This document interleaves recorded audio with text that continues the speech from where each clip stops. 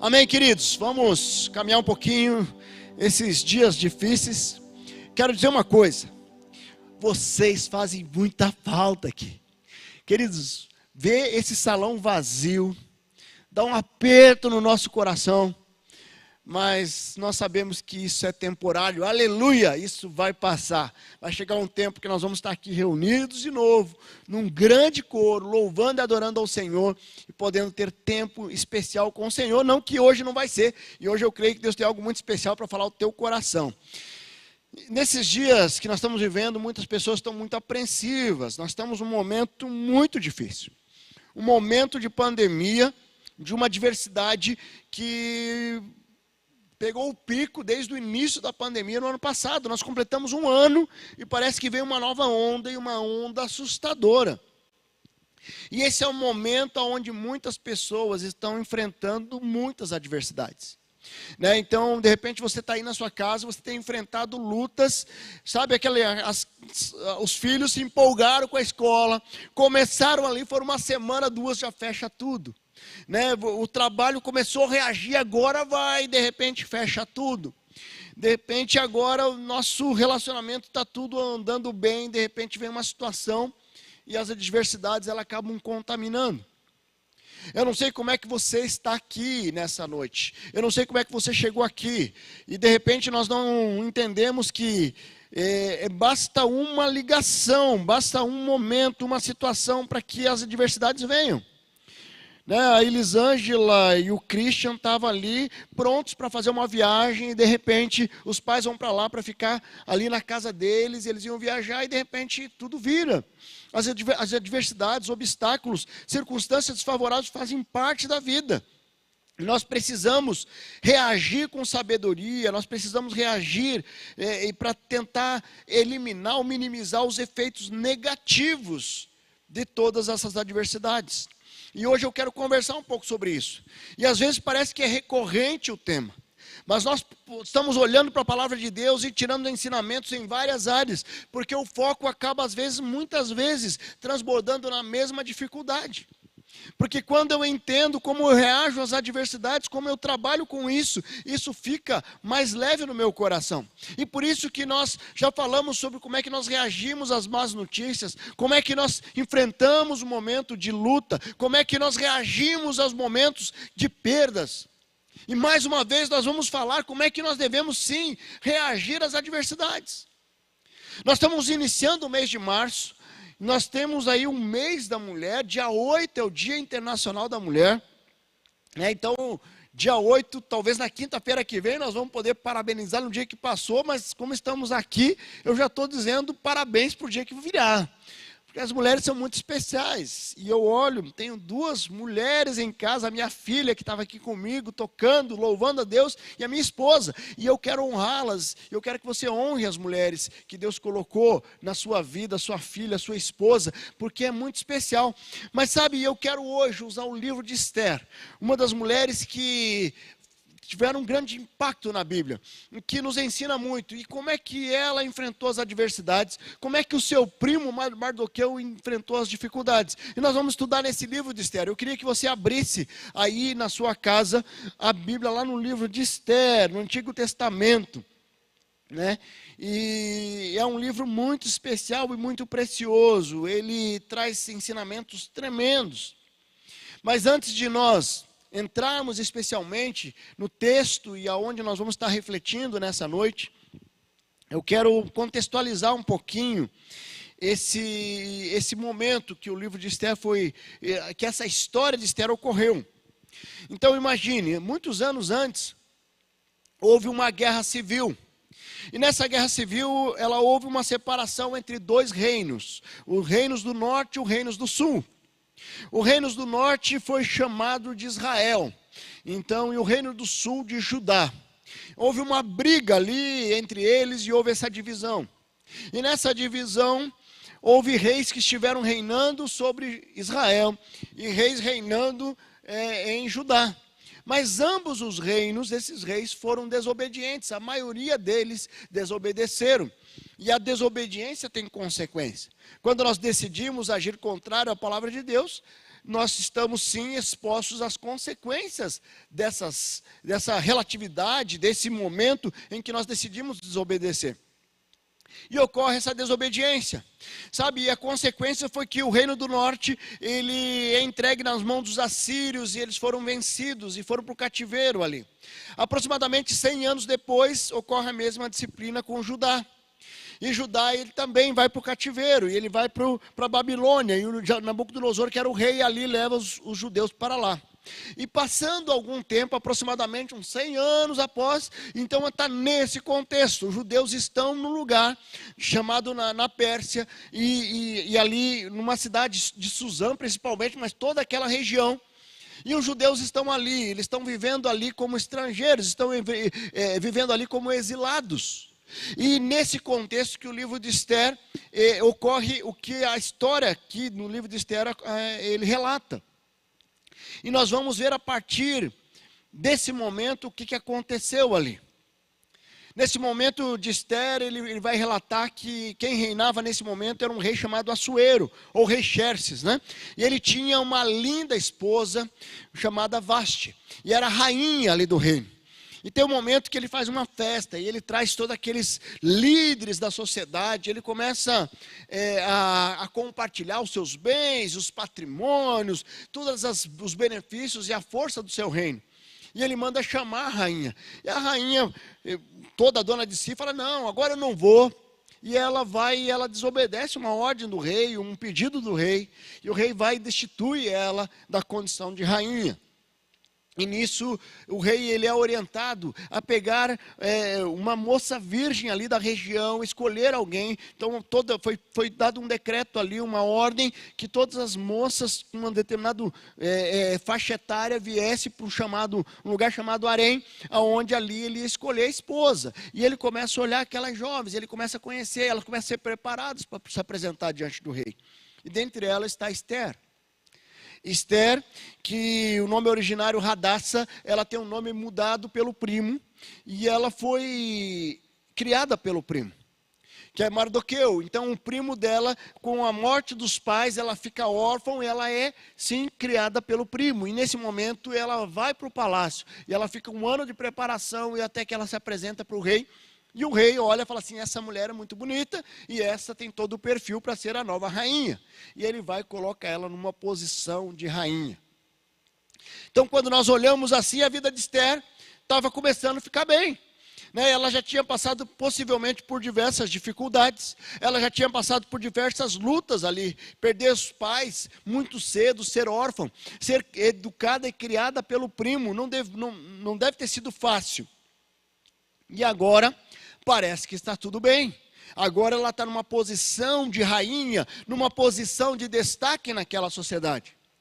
Mas só que as adversidades, a nossa vida, ela funciona por ciclos. E quando parece que estamos tudo bem, está tudo certo, e de repente vem uma notícia e vem um novo ciclo.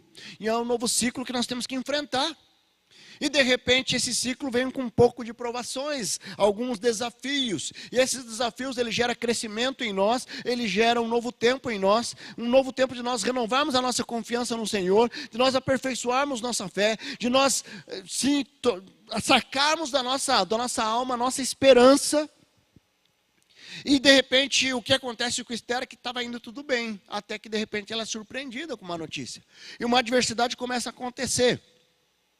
E eu quero caminhar um pouco sobre o livro de Esther. Nós vamos caminhar um pouquinho, né? O que acontece? Aonde que a vida de Esther começa a ser impactada ali? Naquele reino, ela já era rainha ali, tem um guarda chamado Ramã, que ele era antissemita, ou seja, ele era um mau caráter, ele articula acabar com os judeus, ele era contra os judeus. E ele vem com uma história, e ele fala com o rei Assuero, o rei Xerxes ali, que ele conduz uma situação, ele tinha uma posição de destaque, até que ele consegue que o rei disponibilize um anel para ele, para que ele edite qualquer lei, qualquer decreto para aquela sociedade.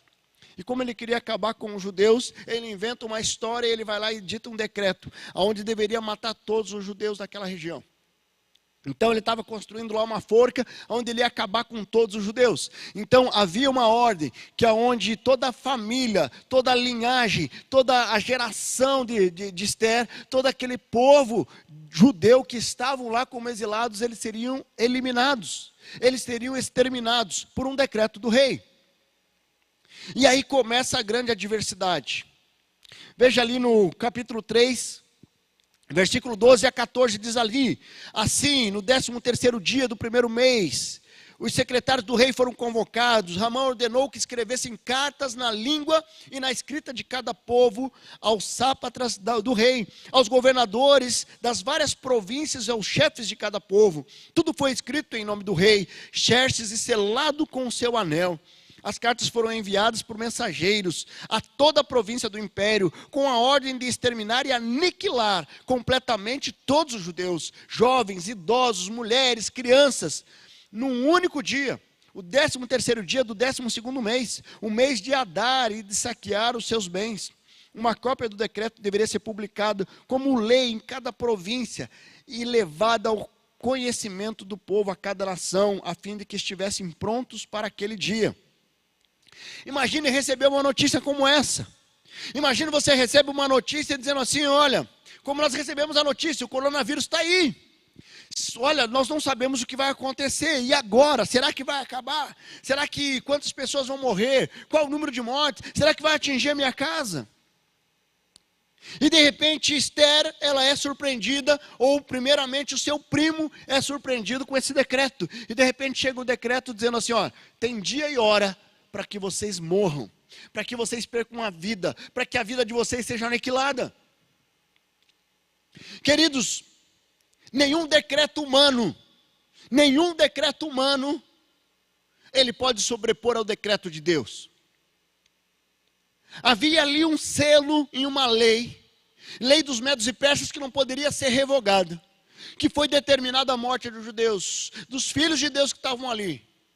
Mas a última palavra, ela vem do Senhor, ela não vem dos homens. E aquilo que humanamente parece ser impossível, de repente Deus vem e age e opera um milagre. Você tem confiado no que os homens estão dizendo? O médico já disse que esse teu querido ou a querida está desenganado? A última palavra não são dos médicos, é do Senhor. Alguém já veio, o teu contador decretou que você está falido, que você está quebrado, que você não recupera mais sua empresa. Ele pode falar o que ele quiser, mas a última palavra vem do Senhor. Alguém já disse que o teu casamento acabou, que não tem mais saída.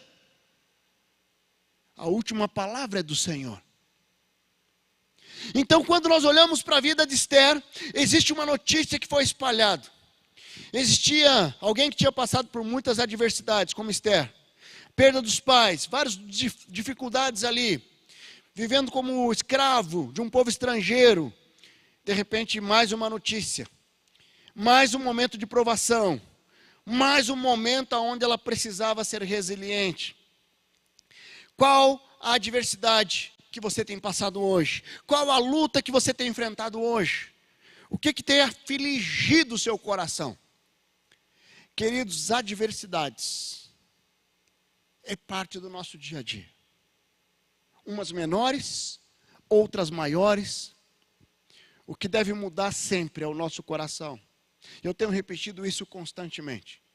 Eu tenho visto muitas pessoas que têm chegado com a enfermidade, têm chegado na adversidade e têm sido nocauteado pela falta de fé. Eu não estou dizendo que nós não podemos chorar, eu não estou dizendo que nós não podemos ter um frio na barriga, mas isso deve ser temporário. Nós precisamos olhar para o Senhor e confiar naquele que tem poder. Independente do que os médicos lá em Brasília disseram para o Christian, para o pai dele, eu quero dizer que Deus está agindo, e eu vou ver o Christian saindo de lá glorificando a Deus, eu vou vendo o seu pai tendo uma experiência com Deus tremenda, saindo daquela UTI, porque eu creio num Deus que é poderoso. Então nós podemos sim confiar nesse Deus que é poderoso. E eu quero poder olhar aqui para esse livro de Ester, e eu quero trazer alguns ensinamentos. Como que nós podemos aprender através desse livro algo que nos ensina a reagir às adversidades. E esse ensinamento eu quero trazer tanto a atitude de Esther como da atitude de Mardoqueu. Mardoqueu era o primo dela e ele foi muito sábio nas decisões, na forma como ele conduziu, tanto que ele terminou o tempo dele ali sendo reconhecido na mais alta sociedade ali naquele país. E veja lá, abre lá no capítulo 4 de Esther, veja o que diz o capítulo 1, versículo 1. Quando Mardoqueu soube de tudo que havia acontecendo, que tinha acontecido, rasgou as vestes, vestiu-se de pano de saco, cobriu de cinzas e saiu pela cidade chorando amargamente em alta voz. Queridos, o que nós aprendemos aqui com Mardoqueu? Ele pegou e se derramou diante de Deus, rasgando as suas vestes, colocando pano de saco e colocando cinzas. O colocar pano de saco e colocar cinzas tem a conotação de um arrependimento e do pedido de humilhação diante de Deus, do pedido de socorro. Hoje nós não andamos com pano de saco, não andamos com cinza na cabeça. Mas nós podemos sim pedir perdão a Deus dos nossos pecados e podemos nos humilhar debaixo da poderosa mão de Deus. Mas quando eu olho para esse versículo 1, se terminasse só aí, seria um desastre. Mas nós vemos Mardoqueu, ele vem e ele se derrama diante de Deus, ele coloca a cinza na cabeça, ele rasga as vestes, coloca o pano de saco, mas ele não fica ali. E ele sai dali, e ele olha, e ele vai em direção à libertação, em direção à solução daquilo que parecia insolúvel. Então o primeiro ensinamento que eu tiro aqui de Mardoqueu, e que nos ensina, não fique nas cinzas, não fique no pano de saco, não fique nesse lugar. Porque quando você fica lamentando, e você tira os olhos da solução, você se afunda ainda mais. Você vai ficar no lamento, você vai ficar sofrendo, se remoendo por algo que poderia ser muito mais fácil, sair muito mais fácil quando você levanta os olhos e vê que Deus pode agir nessa situação, nessa circunstância. Queridos, quando nós pensamos nisso, nós precisamos olhar para a nossa fé, como é que nós podemos nos colocar diante de Deus. Mardoqueu, ele não fica nas cinzas, ele chora, mas age. Veja o versículo 2, foi até a porta do palácio real, mas não entrou, porque ninguém vestido de pano de saco tinha permissão para entrar. Sabe o que ele faz? Ele vem ali, ele rasga as vestes, ele pega as cinzas, mas ele não fica ali, ele vai em direção à solução. Então, nós precisamos agir, nós precisamos avançar. Certo? Você está aí lutando com a enfermidade, vai atrás, procura os médicos, vê o que dá para fazer mais, deixa Deus agir, vamos orar, vamos clamar, vamos compartilhar com a igreja, vamos entrar no momento de clamor, de intercessão, entrar na brecha mesmo. Você está lutando com a sua empresa, vai atrás de alguém que conheça do teu negócio, que te ajude a sair, mas não fique nas cinzas, com um pano de saco, lamentando. O lamento pode durar um tempo, mas não podemos permanecer nele. Então, quando acontece isso, nós precisamos ir atrás da solução do problema. Versículo 7, ele vai dizer ali, Mardoqueu contou-lhe tudo o que tinha acontecido, e quanta prata Ramã tinha prometido depositar na tesouraria real para a destruição dos judeus. Deu-lhe também uma cópia do decreto, que falava do extermínio, que tinha sido anunciado em Suzã, para que ele o mostrasse a Esther, insistisse com ela para que fosse à presença do rei, implorar por misericórdia, interceder em favor do povo. Queridos, diante das lutas, das más notícias, nós podemos lamentar, chorar, mas nós não podemos ser paralisados por elas.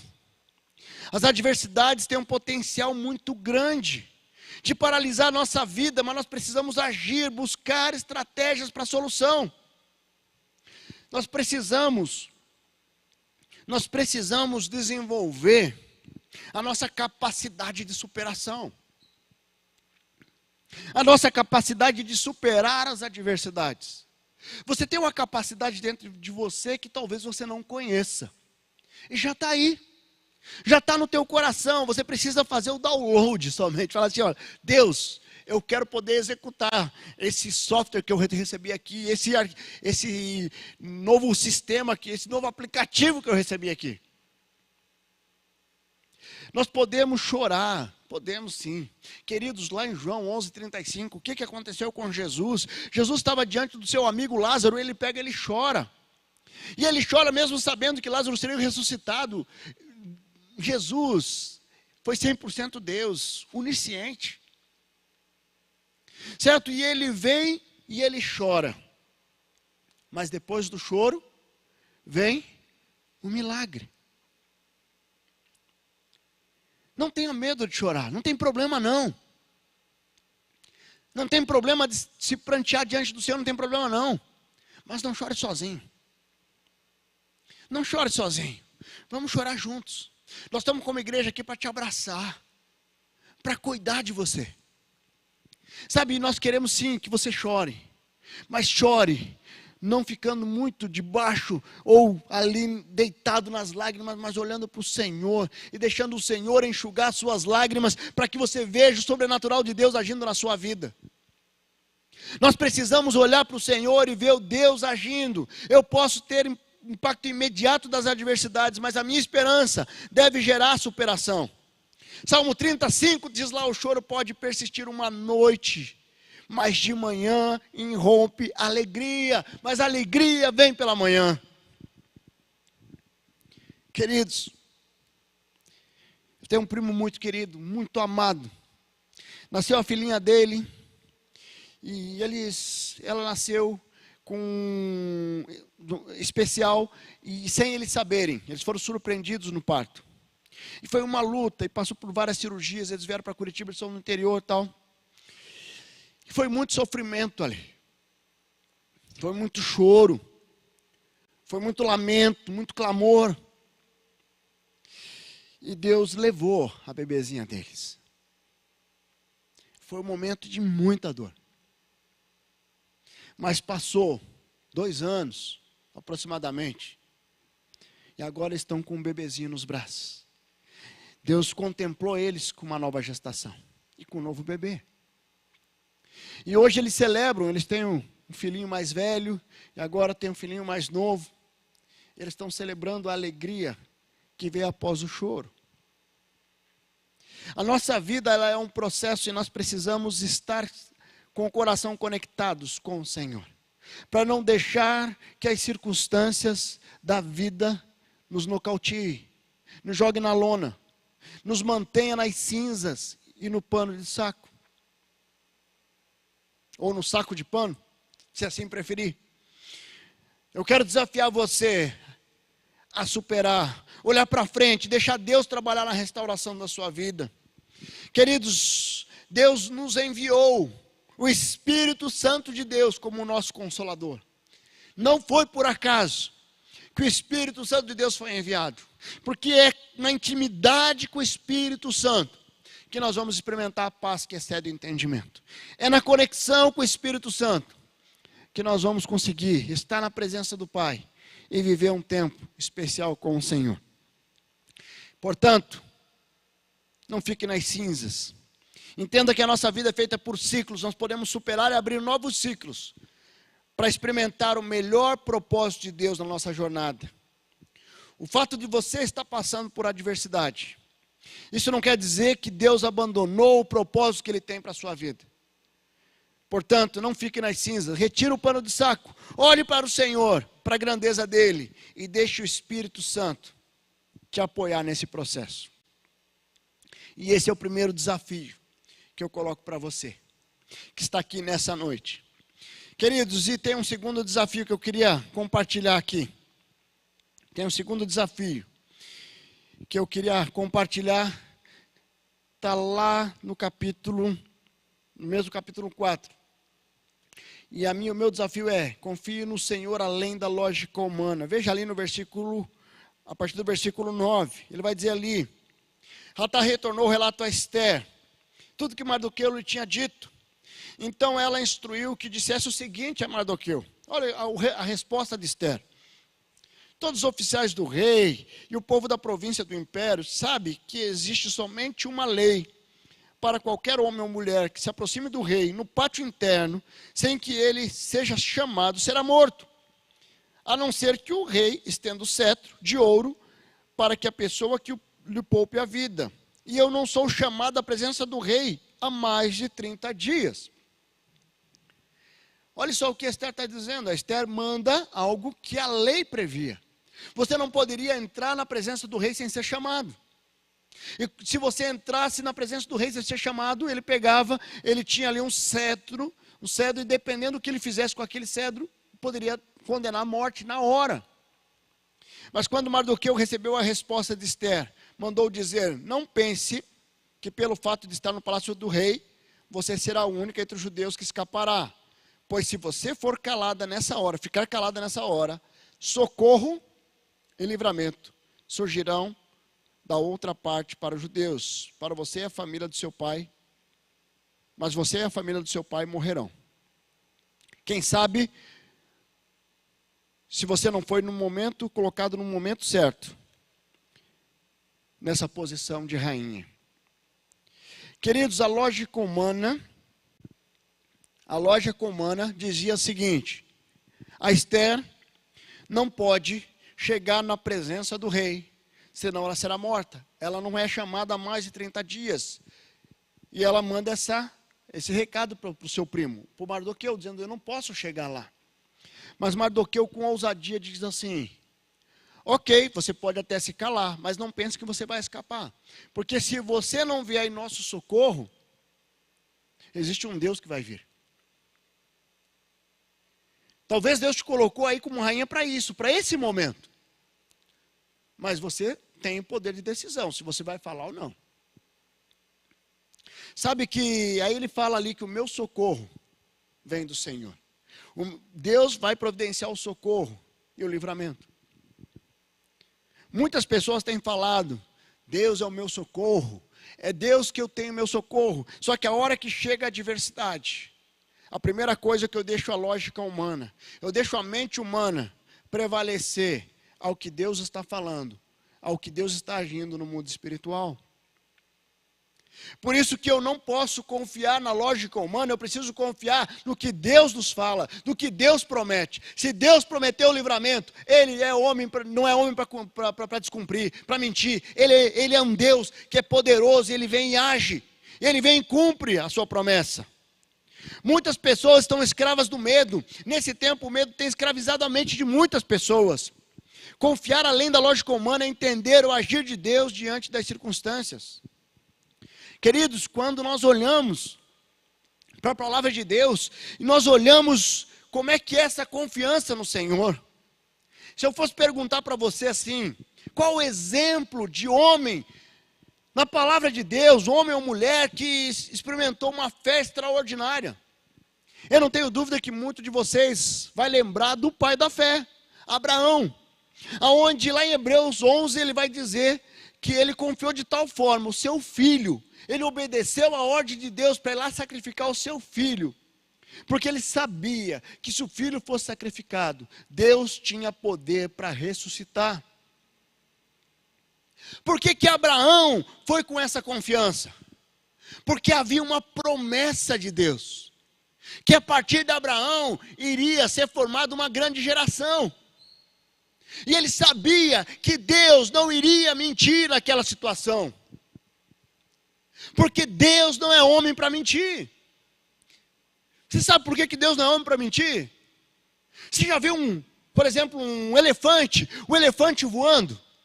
Já viu um elefante voando? Por que o elefante não voa? Porque não é da natureza dele, ele não foi gerado para isso, ele não foi criado para isso.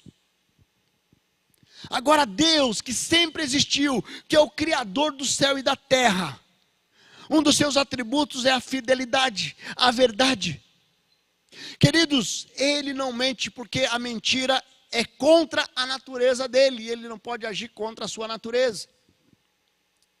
Então, se você não tem confiado em Deus, tem confiado mais nos homens, não tem a ver com o poder de Deus ou com o agir de Deus, tem a ver com a tua cosmovisão e a tua referência. Quem é Deus para você? Aonde Deus está nessa escala? Quem é você diante desse Deus? Você é filho amado, é filha amada, Deus tem cuidado de você.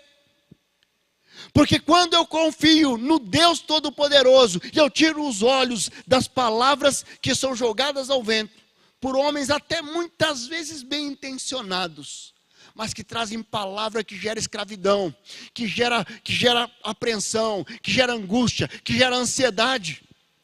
Confia no Senhor, confia. Confiança, a confiança ali do Senhor de Abraão gerou uma obediência, a obediência gerou a glória de Deus. Confiar é crer que Deus não mente, que Ele é fiel. Salmo 9:10 diz lá: o Senhor é o refúgio para os oprimidos, uma torre segura na hora da adversidade. Os que conhecem o teu nome confiam em ti, pois tu, Senhor, jamais abandona os que te buscam. Você consegue entregar tudo ao Senhor com plena confiança. Se a tua mente tem dificuldade de confiar, você precisa tirar os olhos dessa colcha de retalhos.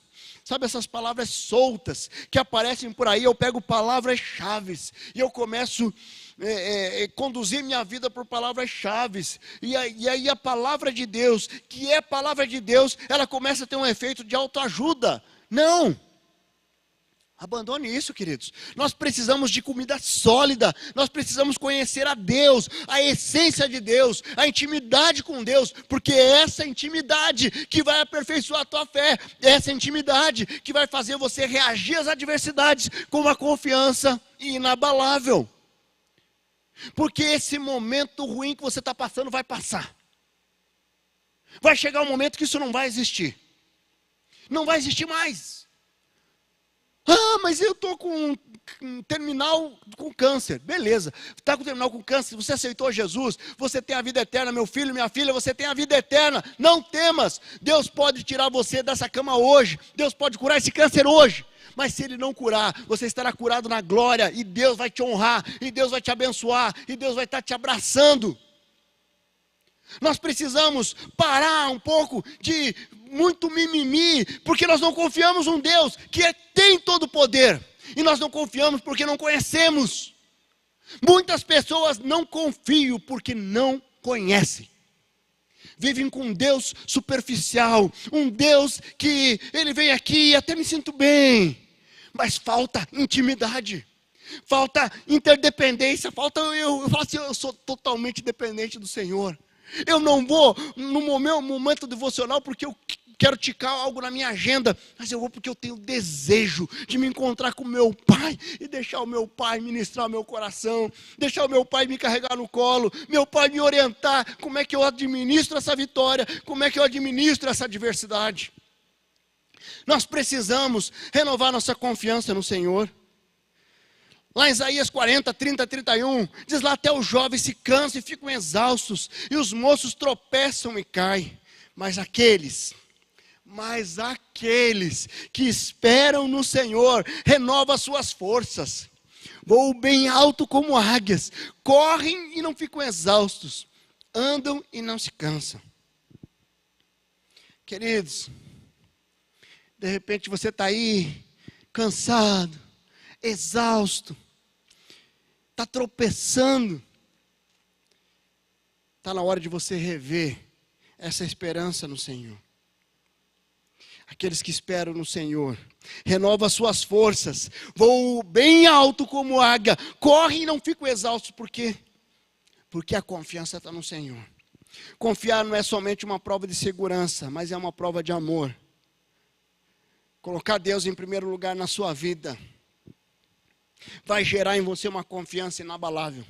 Vai gerar em você uma confiança que as circunstâncias e as palavras dos homens não vão derrubar. Pare de confiar no que a sociedade está dizendo. Pare de confiar no que os homens estão dizendo.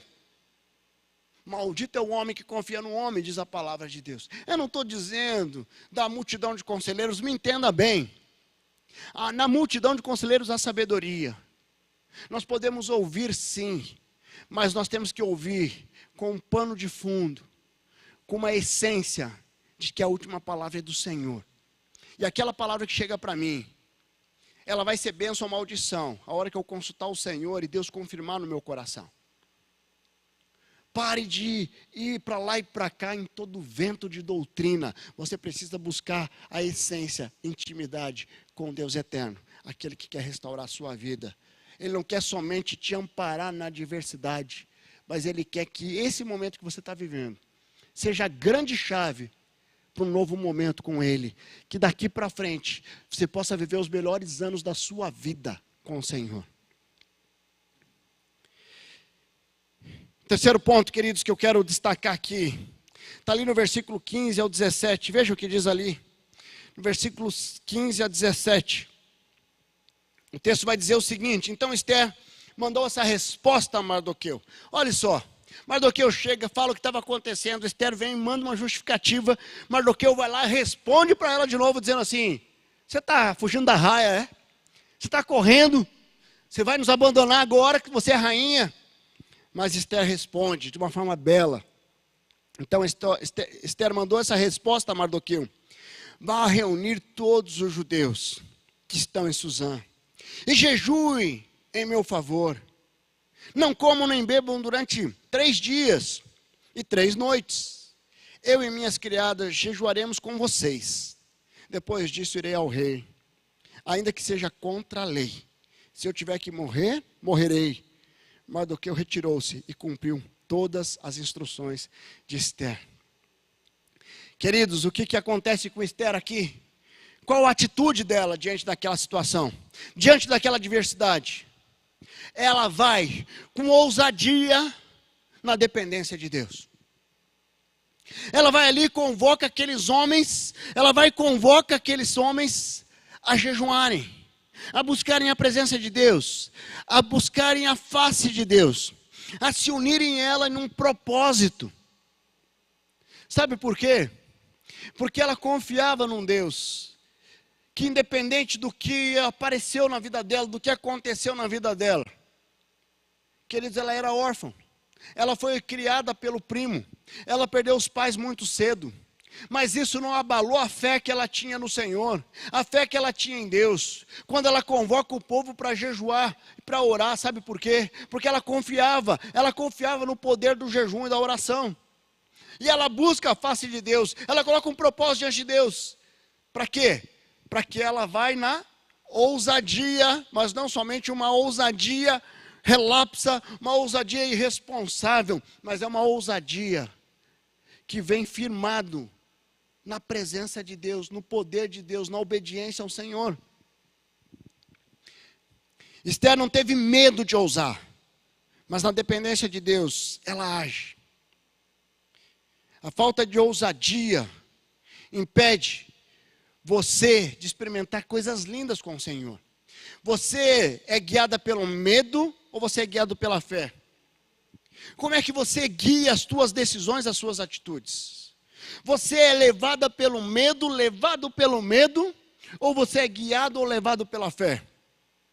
Se você é guiado pelo medo, você está vivendo com um espírito de covardia. Se você é guiado pela fé, você está vivendo com um espírito de fé, de confiança no Senhor.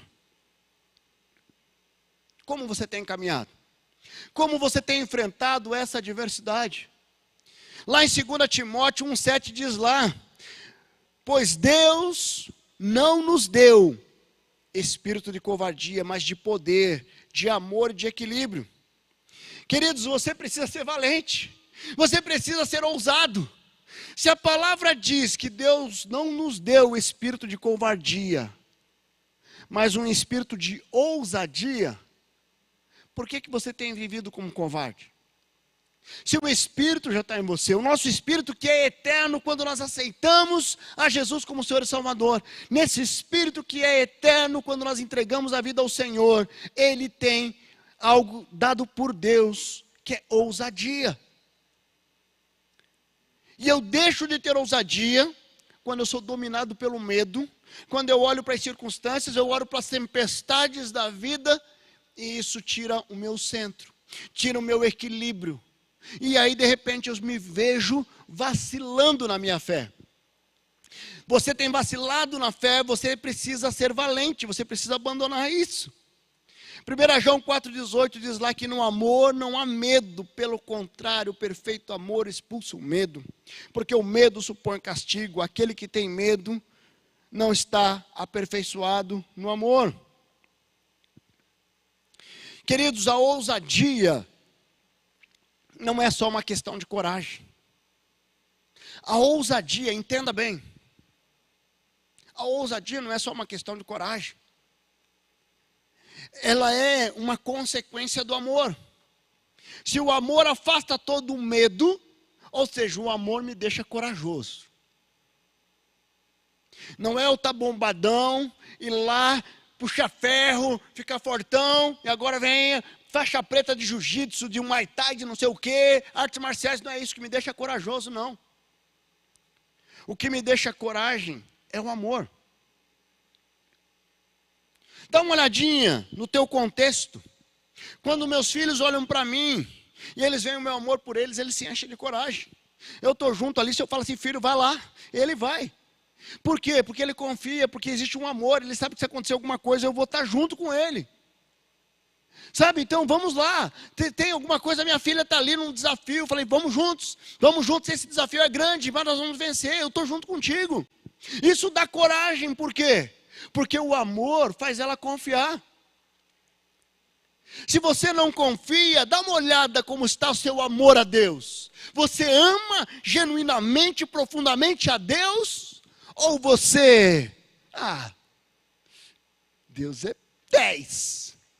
Deus é tudo para mim. Eu gosto muito assim quando eu pergunto, quem é Deus para você? Deus é tudo para mim. Deus é tudo para você. Então vamos olhar aqui na sua agenda, quanto tempo você dedica ao Senhor nessa intimidade no seu dia. E aí o bicho pega. Pastor, eu vou na célula, eu vou no PGM, eu vou no culto. Queridos, se você tem amor, um amor genuíno pelo Senhor, você vai querer estar próximo. Você vai querer estar junto. Eu amo a minha esposa, E quando eu saio, eu não vejo a hora de chegar em casa. Eu faço uma viagem, eu estou longe, eu vou a alguns lugares bonitos, vou para Maceió, eu não consigo ir na praia, gente. Eu não consigo fazer nada, porque a minha esposa não está ali, parece que tem um vazio. E eu quero chegar em casa, porque o meu amor quer fazer estar próximo, quer ter tempo de qualidade. Agora, como é que o seu amor com Deus não te leva a ter tempo de qualidade com Ele? E aí, quanto menos amor você tem, menos tempo de qualidade você tem. Quanto menos tempo de qualidade com Deus, menos você conhece a Ele. Quanto menos você conhece a Ele, menos você tem as chaves para a tua coragem. Porque ter ousadia e ter coragem requer conhecer o Deus que é todo poderoso e que Ele age e capacita você para avançar, para superar as adversidades, para superar os obstáculos, para passar pela luta, confiando no Senhor que é todo poderoso. Queridos, qual o desafio que você tem nessa noite? Eu quero aqui finalizar. De repente você está aqui nessa noite, você tem passado por adversidades, você tem passado por lutas, você tem passado por grandes dificuldades. E o que está faltando a você é ousadia. Ousadia para agir na dependência de Deus. O que está faltando para você é coragem realmente para você confiar no Senhor além das lógicas humanas. O que está faltando para você é você não permanecer nas cinzas e no pano de saco. Você pode fechar teus olhos? Você que está aqui nessa noite, eu quero trazer um desafio aqui para você. Quero trazer um desafio para que você possa se colocar diante do Senhor agora nesse momento. De repente você está aqui nessa noite, está aqui no YouTube, no Facebook, e você nunca entregou a vida ao Senhor Jesus. E eu quero te desafiar a fazer isso agora. Eu quero te desafiar a colocar o teu coração diante do Senhor agora. Eu queria que você fechasse seus olhos onde você está. E que você pudesse fazer uma oração aí. De repente você está passando pela luta, pela adversidade. O que Deus tocou no teu coração é que você precisa entregar sua vida a Ele. Você nunca tomou uma decisão de entrega. Você precisa fazer isso hoje. Eu queria desafiar você a fazer uma oração comigo. Dizendo, Senhor Jesus, eu reconheço que eu sou pecador, eu reconheço que eu tenho me perdido ao tentar levar a vida do meu jeito. Eu quero reconhecer que o Senhor é meu único e suficiente Salvador. Eu quero entregar minha vida ao Senhor. Eu quero poder viver um novo tempo com o Senhor. Eu quero poder viver um novo momento com o Senhor. Essa é a minha oração em nome de Jesus. Você fez essa oração? Queria que você compartilhasse aqui no chat. Eu quero orar por você. Se você fez essa oração entregando a vida ao Senhor, coloca aqui: eu entreguei. Só coloca assim: eu entreguei.